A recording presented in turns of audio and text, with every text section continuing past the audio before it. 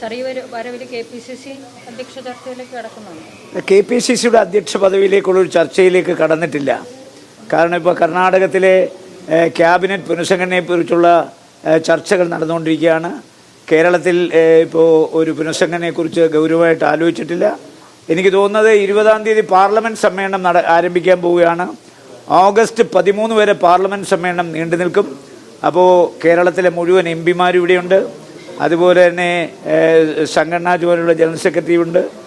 മുഖ്യമന്ത്രി ഇവിടെ വരാൻ സാധ്യതയുണ്ട്. കെ പി സി പ്രസിഡന്റ് വരാറുണ്ട്. എന്തായാലും കെ പി സി സിക്ക് അടിയന്തരമായ ഒരു പുനഃസംഘടന അനിവാര്യമാണെന്നുള്ള കാര്യത്തിൽ യാതൊരു തർക്കവും സംശയവും വേണ്ട. മാനദണ്ഡങ്ങളുടെ കാര്യത്തിൽ അത് മാറ്റിവെച്ചുകൊണ്ടുള്ള ഒരു ചർച്ച വേണമെന്നുള്ളത് തീർച്ചയായിട്ടും ജാതി സമവാക്യങ്ങളുടെ പേരിൽ K P C C president തീരുമാനിക്കുന്നതുകൊണ്ട് ഒരു പ്രയോജനവും മുൻകാലങ്ങളിൽ ഉണ്ടായിട്ടില്ല എന്നുള്ളത് അനുഭവത്തിലൂടെ നമ്മൾ മനസ്സിലാക്കിയിരിക്കുകയാണ്. യോഗ്യതയാകണം മാനദണ്ഡം. പാരമ്പര്യം, പൈതൃകം, നിലപാടുകളുള്ള ആൾ ഈ കെ പി സി സിയെ ഇന്നത്തെ പ്രത്യേക സാഹചര്യത്തിൽ നയിക്കാൻ കെൽപ്പും ശേഷിയും ക്ഷേമോഷിയുമുള്ള ആൾ. ആ ആളിന് കേരളത്തിലെ 14 ജില്ലകളിലെയും കോൺഗ്രസ്സുകാരെ നേരിട്ടറിയണം.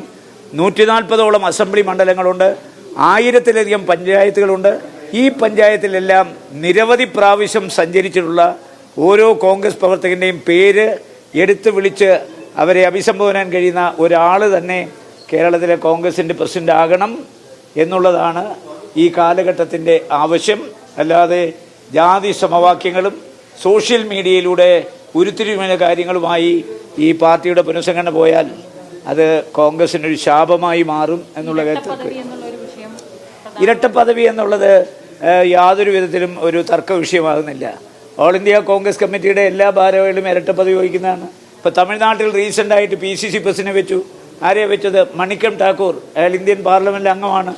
അതുപോലെ തന്നെ നമുക്കറിയാം, ഈ അടുത്ത കാലം വരെ സിദ്ധാരാമയ്യ പ്രസിഡന്റായിരിക്കുമ്പോൾ കർണാടകത്തിലെ ഡെപ്യൂട്ടി ചീഫ് മിനിസ്റ്ററായ ഡി കെ ശിവകുമാർ ആയിരുന്നു അവിടുത്തെ പി സി സി പ്രസിഡന്റ്. അപ്പോൾ പി സി സി പ്രസിഡന്റിനെ വയ്ക്കുന്നതിൽ ഇരട്ട പദവി ഒരു ഘടകമേ അല്ല. ചില ആളുകൾ ഇരട്ട പദവിയുമായി രംഗത്ത് വന്നിരിക്കുന്നത് അവർക്കാകാൻ മറ്റ് യോഗ്യതയുള്ള പല ആളുകളെ ഒഴിവാക്കാൻ വേണ്ടിയിട്ടാണ്.